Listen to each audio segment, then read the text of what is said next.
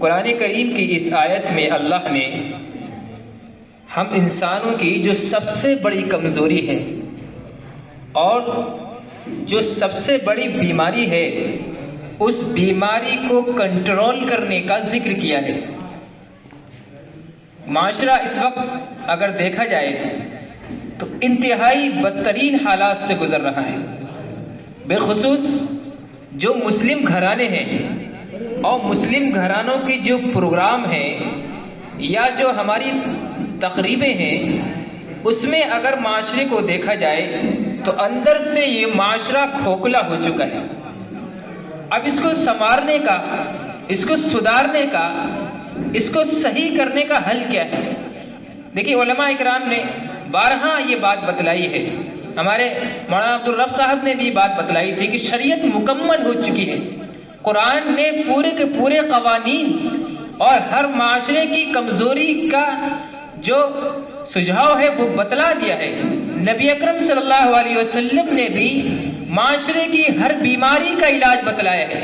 قرآن کریم کی جو آیت میں نے آپ کے سامنے بیان کی، اس میں فرمایا گیا کہ اے ایمان والو تم اپنی حفاظت کرو، اپنی حفاظت کرو، اپنے آپ کو سنوارو، کہیں وہ لوگ جو گمراہ ہیں وہ نقصان نہ پہنچا دے تمہیں۔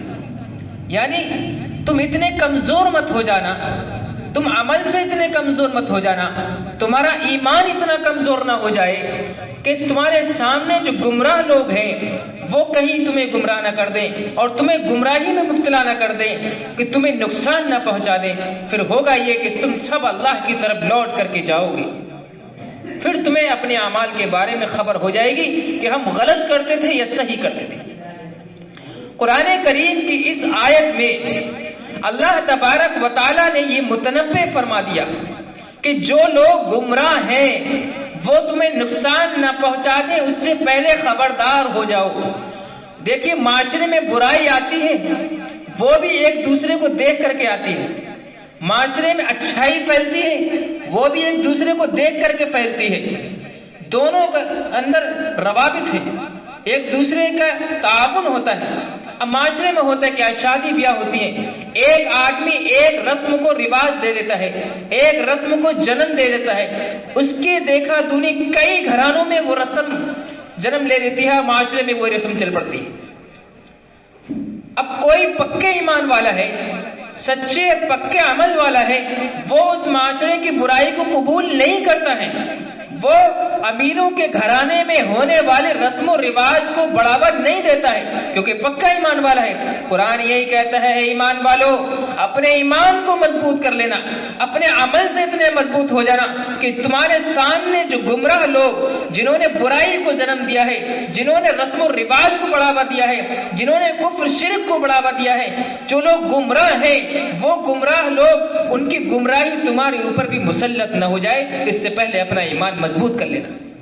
یہی اس آیت کے اندر بتلایا گیا کہ سب سے پہلے اپنی فکر کرو، شروعات اپنے آپ سے کرو، شروعات اپنے گھر والوں سے کرو، شروعات اپنے پریوار سے، اپنے خاندان سے کرو، تب کہیں جا کر کے یہ معاشرہ سدھرے گا۔ اگر ہم معاشرے میں ہونے والے رسم و رواج کا ٹھیکرا دوسروں پر پھوڑتے رہیں، دوسروں کو سمجھاتے رہیں، دوسروں سے ہی کہتے رہیں، خود عمل سے خالی ہوں، یقین جانو سب سے بڑے گمراہ آپ ہیں۔ میں تقریر کر رہا ہوں، میں جمعے میں بیان کر رہا ہوں، میں شادی بیاہ کے رسم و رواج سے روک رہا ہوں، میں خود اسی شادی بیاہ کے رسم و رواج میں مبتلا ہو جاؤں تو مجھ سے بڑا گمراہ کوئی نہیں ہوگا۔ ہمیں سب سے پہلے اپنے آپ سے شروعات کرنی ہے۔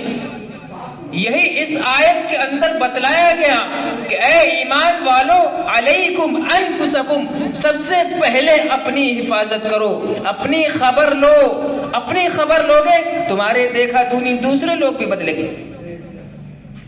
یہی اس آیت کے اندر بتلایا گیا۔ اب ہوتا کیا ہے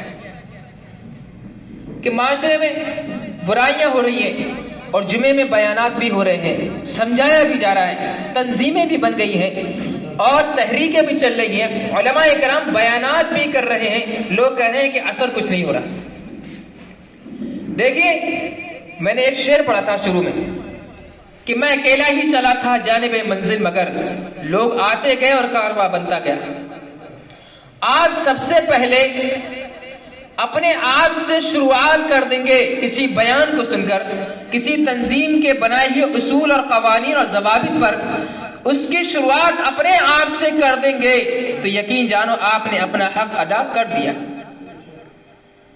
آپ خود عمل سے خالی ہیں، آپ چاہتے ہیں معاشرہ صحیح ہو جائے، آپ کے گھر والے خود عمل سے خالی ہیں، آپ کے گھروں میں خود رسم و رواج جنم دی جا رہے ہیں اور آپ خواب دیکھتے ہیں کہ معاشرہ صحیح ہو جائے، آپ خود عمل کرنے کے لیے تیار نہیں ہیں، خود رسم و رواج کو کرنے کے لیے کھڑے ہو گئے ہیں، تو آپ چاہتے ہیں کہ معاشرے سے رسمیں ختم ہو جائیں؟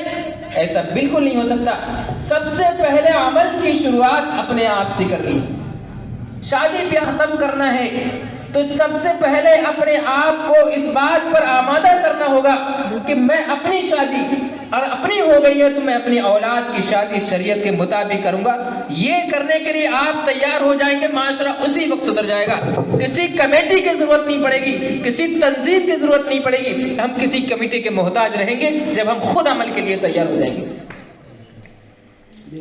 اسی مقصد کو لے کر یہ کمیٹی بنائی گئی، یہ تنظیمیں بنائی گئی، اور اس سے ان نوجوانوں کو جوڑا گیا جو نوجوان خود شریعت پر عمل کر کے شادی کرنے کے لیے تیار ہیں، کہ سب سے پہلے ہم خود عمل کر کے دکھائیں گے، سب سے پہلے ہم اپنی ذات سے تیار ہیں۔ ان نوجوانوں نے علل اعلان یہ بات کہی ہے کہ ہم سب سے پہلے عمل کر کے دکھائیں گے، اس کے بعد ہم دوسروں کو روکیں گے۔ یہی ہے کہ صحابہ اکرام نے سب سے پہلے اپنے آپ کو نبی اکرم صلی اللہ علیہ وسلم کے پیروں میں ڈال دیا ہے، اس کے بعد آپ تبلیغ کے لیے پورے عالم میں نکلے۔ تو میرے بھائیوں، معاشرے کا علاج یہی ہے کہ سب سے پہلے اپنے آپ کو بدلو، خود کو بدلو، معاشرہ بدل جائے گا۔ خود کو بدلو گے گھر سدھر جائے گا۔ اور آپ خود نماز نہیں پڑھتے اور چاہتے ہیں کہ میری اولاد نمازی بن جائے، آپ کون سے خواب دیکھ رہے ہیں؟ آپ خود گٹکا بیڑی چھوڑنے کے لیے تیار نہ ہو، چاہتے ہو کہ میری اولاد اس کاموں سے دور رہے، یہ کیسے ممکن ہے؟ آپ خود جو ہے اپنی شادی شریعت کے مطابق نہیں کر رہے اور آپ چاہتے ہیں کہ میرے گھر والے شریعت سے شادی کر لیں، یہ کیسے ممکن ہے؟ تو سب سے پہلے آپ اپنے آپ کو صحیح کریں گے، اپنے آپ کو سدھاریں گے، یہی قرآن کریم کی اس آیت میں بتلایا گیا۔ اب کوئی یہ کہنے لگے کہ اپنی ہی فکر میں لگے رہیں، دوسروں کی فکر چھوڑ دیں، تو قرآن کریم کی دوسری آیت بھی ہے جس میں فرمایا گیا کہ اے ایمان والو، اپنے آپ کو اور اپنے گھر والوں کو جہنم کی آگ سے بچاؤ۔ اس میں بھی یہی حکم ہے، سب سے پہلے اپنے آپ کو جہنم کی آگ سے بچاؤ، اس کے بعد اپنے گھر والوں کو جہنم کی آگ سے بچاؤ۔ کیونکہ اگر آپ ہی اس قابل ہو گئے کہ شریعت پر مکمل عمل کرنے والے ہیں تو آپ کے عمل سے ہی معاشرہ سدھر جائے گا، آپ کو کہنے کی بھی ضرورت نہیں پڑے گی۔ شادی بیاہ کے رسم و رواج ہے جو غلط رواج پا گئے ہیں، جہیز کے لیے سب سے بنیادی مسئلہ جہیز کا ہے، اسی کے ضمن میں جو رسومات ہیں اس کا اثر لڑکی والے پر اتنا پڑتا ہے کہ لڑکی والے کی کمر ٹوٹ جاتی ہے۔ تو ان تمام رسومات کو ختم کرنے کے لیے ہم سب یہ تہیہ کریں، ارادہ کریں کہ ہم سب اپنے آپ سے، اپنے گھر سے، اپنے پریوار سے ان تمام رسومات کو ختم کرنے کی کوشش کریں۔ دیکھیے، ہم جو تمنائیں رکھتے ہیں شادی بیاہ میں ہمیں رقم مل جائے، جہیز مل جائے، یہ سب چیزیں مل جائیں، دیکھیے ہر چیز کا طریقہ بدل جائے، صرف طریقہ بدل جائے تو معاشرہ بدل جائے گا، کام وہی ہوں گے، صرف طریقہ بدل جائے۔ اب وہ کیا ہے کہ جہیز پر تو ہماری نگاہیں ٹک گئی، لیکن لڑکی کی وراثت میں حصے کی کوئی بات نہیں ہے۔ ارے بھائی، لڑکی جب تمہاری لڑکی ہے، وہ جیسے تمہاری ماں نے ایک بہن کو جنا ہے ویسے ہی تمہیں بھی جنا ہے۔ لڑکے کا وراثت میں حصہ ہے، ویسے لڑکی کا بھی وراثت میں حصہ ہے۔ جب لڑکی وراثت کا حصہ لے کر کے جائے گی تو لڑکے والوں کو یہ شکایت ہی نہیں رہے گی کہ مجھے فلاں چیز نہیں ملی، یہ نہیں ملا، وہ نہیں ملا۔ میں یہ کہتا ہوں کام وہی ہونا ہے لیکن طریقے بدل جائے۔ اس کے ضمن میں ایک حدیث سناتا ہوں آپ کو، پھر اپنی بات کو ختم کر دوں۔